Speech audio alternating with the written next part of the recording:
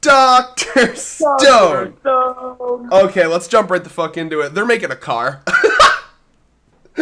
Now, my first thought is, are we talking full on, are you going to somehow get engines in this, or are we going like Flintstone style? I Because sometimes Senku says, alright guys, we're going to make a fucking cell phone, and it shows like a smartphone with like apps and a touchscreen and shit, and what it really was like a walkie-talkie, and I was like, okay, obviously.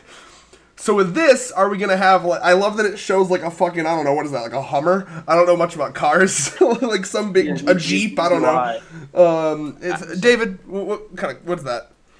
That's a fucking Hummer. Is it really? That's what it looks like to Yeah. me. Okay, so so he's got the small dick mobile. You know what people buy when they have small dicks. You compensating for something, sir? But I do love that. What's up? the compensation for something Yes. is too real. But so what I'm actually expecting this is gonna be is that, like, in all reality, all Senku needs is a way to transport his heavy science equipment long distances. So I don't know if it's gonna necessarily be engine driven, more as just a thing that holds their shit and has wheels on it. But it is Senku, so maybe it will be to an extent. So I'm trying to figure out from what they have if they would be able to make an engine. Would they go with I mean, I know they have batteries. We've seen they're able to charge and make batteries. So maybe would it be like an electric car? I suppose they could make a battery operated car somehow with the shit they have. Hashtag Tesla. Yeah. Hashtag Senku is for green energy. Senku is fucking Elon Musk. Oh God, Senku, I was dude, gonna say he that. kind of is. But yeah, I mean, I think it's more than likely it'll be an electric car if it actually does have an engine. And I think knowing Senku, it probably isn't just going to be a Flintstones car. So like, I think it'll be cool to see that because they do have batteries. Everything that we've seen from this shows that they could do this. So I'm excited to see that as a thing. And it's just going to be hilarious. Like, their fucking enemies all like caveman style. And they just come in up in a fucking car. That's hilarious. That's funny.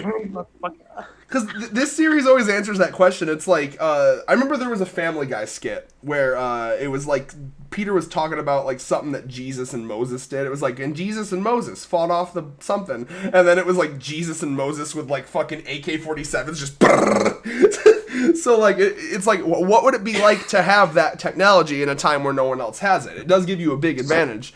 So Goddamn right it does. So that's something I'm interested to see. But yeah, moving back towards the beginning, I gotta say, I love this panel where they fake out that Chrome died. I know. I was like, whoa, they killed him off I already? didn't. Okay, so when I saw that panel, I was like, I don't know if I literally was like, I don't know if I should believe this. I'm not believing this until I get to the end of this chapter. Like, I was like, there was certainly a moment where I was like, wait, no, wait a minute. There's something fishy about this. But I do love how the artist is so good at like making the art look like it's super serious, and then the next page it's like, nah, none of it hit me. This one, he's got one arrow dangerously close to his nuts. Yeah, and I was like, when I first saw that, I was like, wait a minute. Did he get denutted? Usually I never believe a character's dead until like It's got to be like said. Yeah, it's got to be like said by multiple people, confirmed. You got to see the body. You got to see a bunch of shit. Yeah, but it's just like hashtag One Piece. But it's just like Hashtag in One Piece where Luffy first fucking page is like, oh yeah, he's dead. We'll get to that later though. So, the thing that got because the thing that got me so surprised that I double checked myself, I was like, wait, this is Dr. Stone. They take risks here. So Chrome dying doesn't seem too far fetched, but I'm happy that he didn't die yet. So yeah, I don't know. Was like, Chrome, I'll avenge your death. The bird there. And that's funnier. That's like symbolic. That's funnier. The more you fucking say it, the more it's hilarious because it's fucking magma, and he's like a grade A asshole. So I just like it's almost like he wants him to die. Like, oh, you're not dead. You're not dead yet. Damn it. So yeah, then I do love how he rips out his underwear to make a fucking white flag situation. And I love this panel where he's just walking by all tied up in the rope, whistling casually, and Magma's like, fucking what? And I like how this guy is actually like rational. Like I like how he's like, oh, I can take off the rope. I can tell that you've surrendered. You're not gonna try to run away. Like he's pretty cool. Like he's not.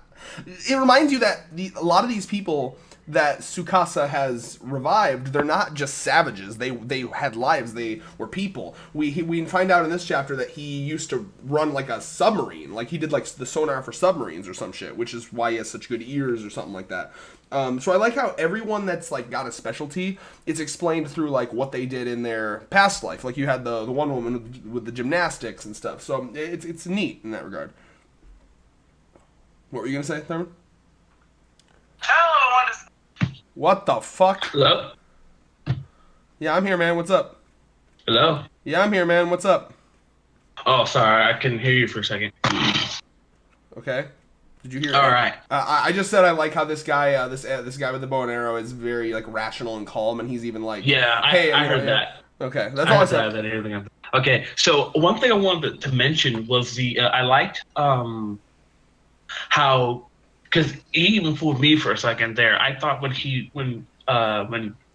Crumb surrendered, he started having like a normal conversation with him. I was like, oh wow, this guy's kind of nice. This guy's kind of like rational like that. But it was just him saying, it was him just trying to get information out of Chrome. Like that kind of fooled me for a bit.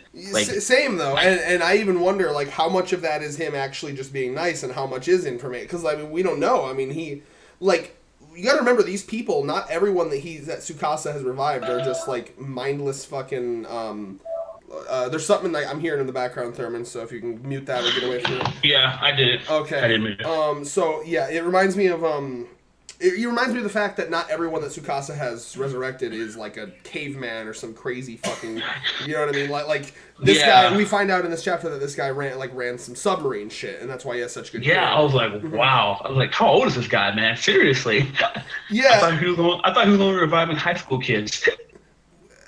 Yeah, that is weird. Especially like let's skip over to the part where Chrome is in front of.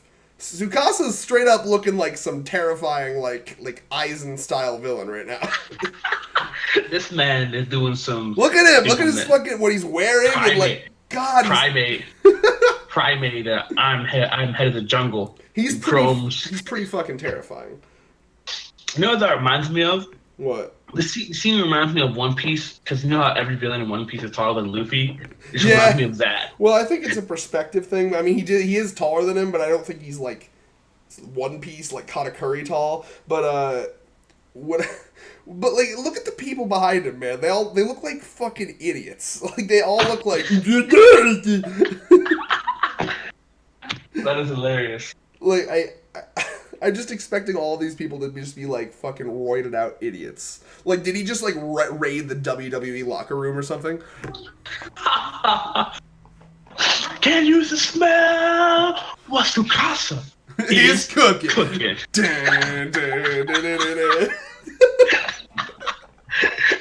That just WWE crossover confirmed. Oh my god! But like just this panel with how menacing Tsukasa looks, like. I'm getting like, I don't know, like Dio vibes, fucking like a bunch of like fucked up, like villains that are just gonna like fuck you up. Like, the author's doing a good job at making him scary, and like just from this panel, I'm like, he's gonna fucking kill someone. He is gonna kill a big character in the future. I just know he is. Like, look at this guy. Oh man, I can for sure tell that he's what he's going for here with Tsukasa. Like you can tell that he's trying to make Tsukasa he's trying to hype Tsukasa up to be this big bad villain, because technically he is. He's still a high schooler, but he still technically is.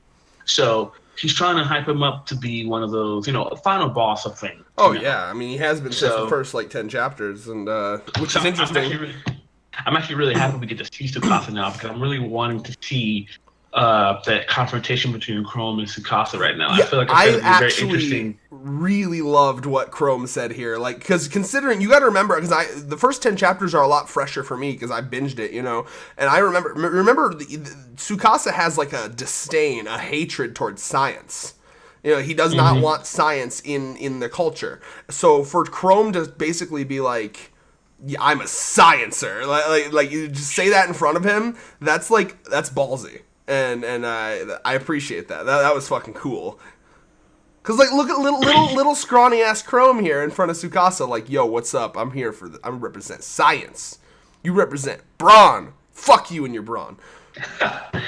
Brain versus brawn. No, we have a new one now. Speed versus comprehension. So then we got Kohaku, of course, about to fucking go do the shit as she does. Now this was fucking funny. I gotta admit, this made me laugh. Where he just like rigs like everyone's like, oh shit, we'll never be able to stop her, and Senku's just like, get back here, lioness. They have a cool. Oh my god, that was so funny. I like their relationship, and then before everyone fucking jumps to ship. No. Yeah. I was doing it before. Did you just hit the nut button multiple times? No. That's how that's how I stopped you. Yeah.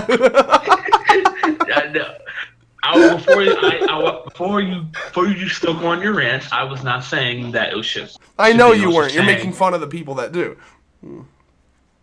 Right. So yeah, no, what I was gonna say is, we pointed out in the last chapter, and we had a pretty great comment about comparing Senku to Light Yagami with the whole not being into sexual stuff. Senku, the only woman Senku will ever bed, is science. The physical embodiment of science. Yeah, exactly. Someone's got to get on that for Senku. So in the near future, when this series has about 300, maybe 600 chapters, and we're all in our 50s crying and all that stuff. I don't think that math adds up, but okay. The series ended. Yeah. The final chapter is going to be Senku doing the most show ever, making the physical embodiment of science, and then marrying that. Essentially. And it'd be great way to end off the series. Yeah, okay. I'm thinking cold, man. Future. This guy be living in the year 3000 when we're all over here in the 2000s. Remember when that was a meme? But fucking yeah, no, I mean, I see their relationship more as a brother-sister thing, honestly.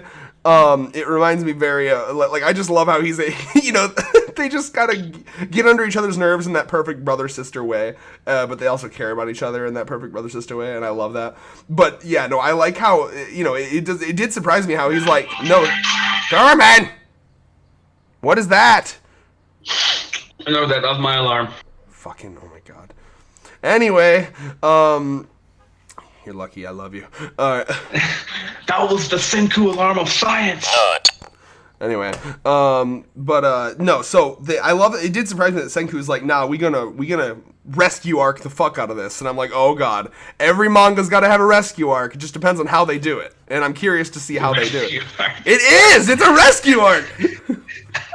The rescue arc. So honestly, when I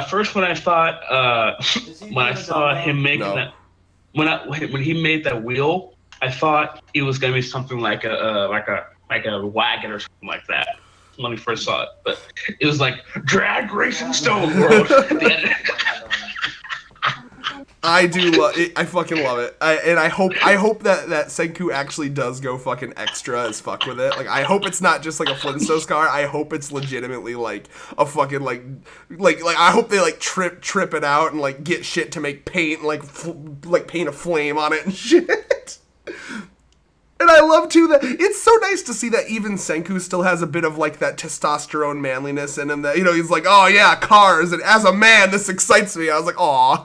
Even though he's like super like against the epitome of like testosterone manliness, like he's still like, I can't help but get excited about making an automobile. That's awesome.